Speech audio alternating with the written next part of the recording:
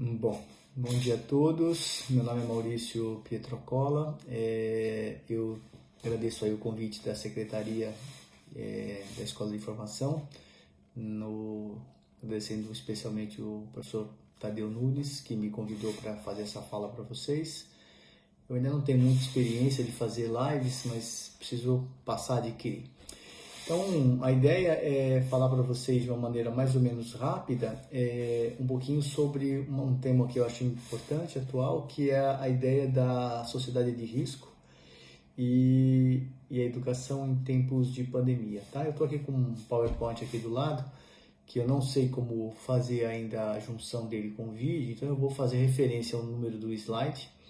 E eventualmente, se alguém tiver condição de mixar, ou de juntar essas duas coisas, né, de editar, ou eventualmente depois distribuir para vocês o PowerPoint, e aí vocês vão poder ver.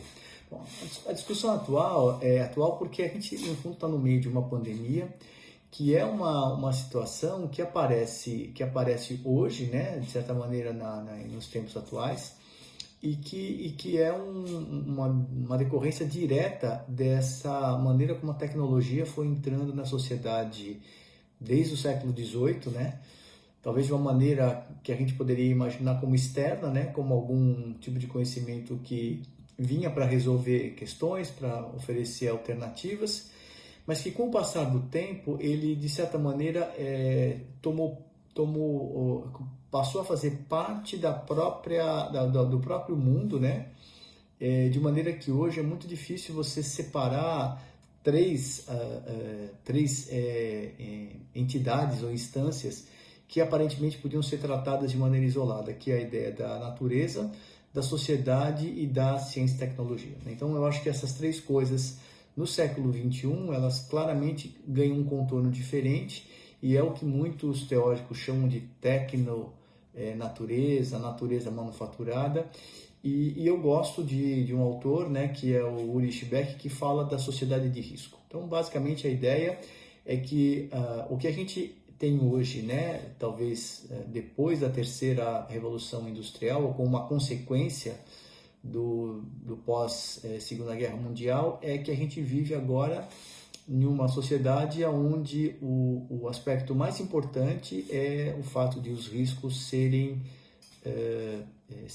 próprios da maneira como a gente vive, né? Então, para dar simplesmente alguns exemplos, se a gente retomar, e aqui eu estou falando especialmente do meu slide 3, do meu slide 4, é que a gente passou a ter a entrada de tecnologias chamadas disruptivas, porque elas entram no nosso sistema produtivo e elas mudam completamente a maneira como a sociedade se organiza. Então, para dar dois exemplos, né, o fato de você incorporar as reações de fissão de modo controlado, ou seja, tanto para produzir a bomba como para produzir as usinas nucleares, elas claramente mudaram a maneira como a sociedade se relaciona. Então, até a própria ideia de confronto, né, de guerra, ela mudou porque as armas deixaram de ser usadas durante a guerra e elas passaram a ser usadas de uma maneira estratégica, ou seja, para guiar de alguma maneira ali o aspecto mais de mediação.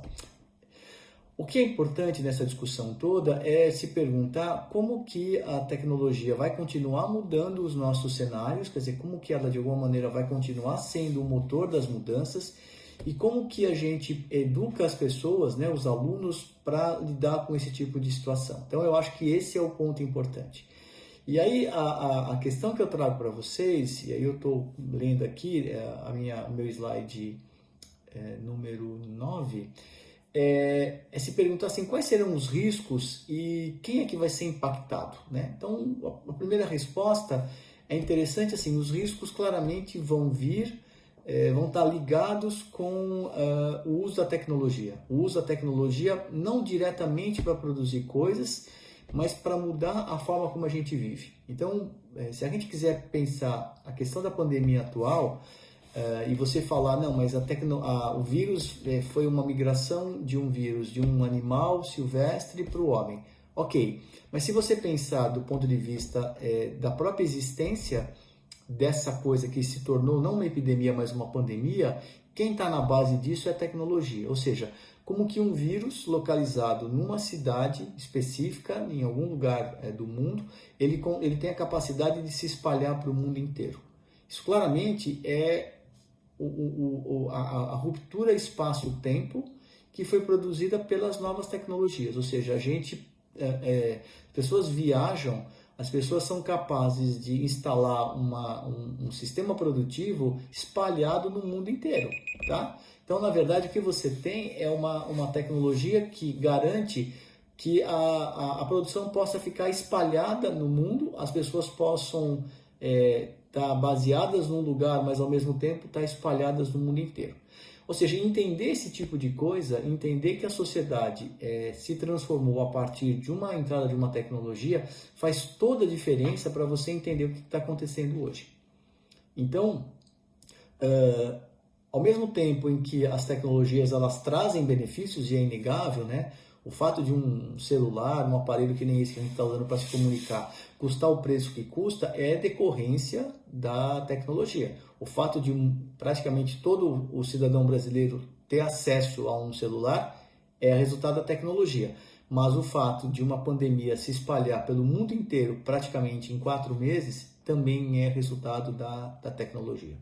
Então, o que me parece é que é importante dizer que nessa ideia de sociedade de risco, o risco não é mais localizado, ou seja, o risco ele é uma coisa que impacta todos no sentido global e, ao mesmo tempo, ele gera uma perspectiva de futuro, né, onde a gente diz que é um futuro opaco, ou seja, ninguém é capaz de saber exatamente como que a entrada de uma nova tecnologia, né, que está baseada na ciência, claramente, ela chega no sistema produtivo, no modo de vida das pessoas e o que ela vai desdobrar como oportunidades, por um lado, ou seja, coisas que são positivas, mas também riscos. Então, o par oportunidade e risco passa a ser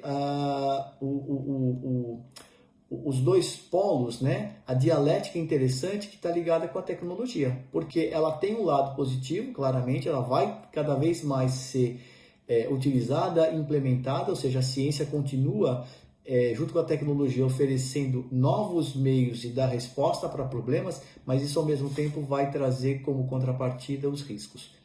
Então, eu diria assim que do ponto de vista dos professores de ciências, o que a gente deveria ser capaz de comunicar em todos os tipos de assunto, em todos os tipos de atividade que a gente oferece para os alunos com aprendizagem, é mostrar que essa ideia, talvez muito ingênua, de que a ciência ela é boa porque te permite entender como que funciona um celular, ou ela permite você entender o que é um organismo geneticamente modificado, eu diria que ela é só parte da motivação que faz da ciência um conhecimento fundamental para o exercício da cidadania nesse mundo de hoje, nessa sociedade de risco.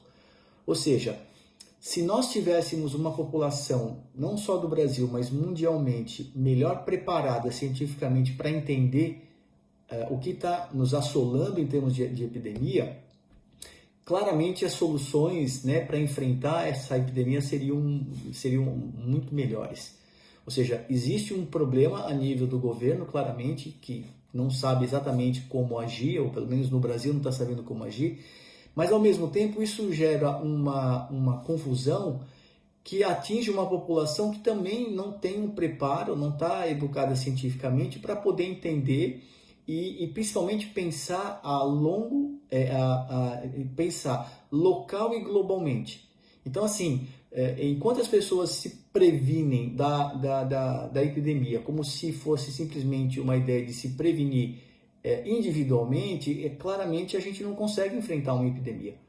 Por quê? Porque o problema não é a minha saúde, quer dizer, não é simplesmente eu não me contaminar para que eu não fique doente. Quer dizer, isso logicamente também é importante, mas seria esse um pensamento local. A questão importante é como que eu lido com um sistema de saúde que tem uma capacidade que foi pensada para tratar um determinado tipo de doença, com um certo número de pessoas doentes por vez, e de repente você tem uma avalanche de pessoas.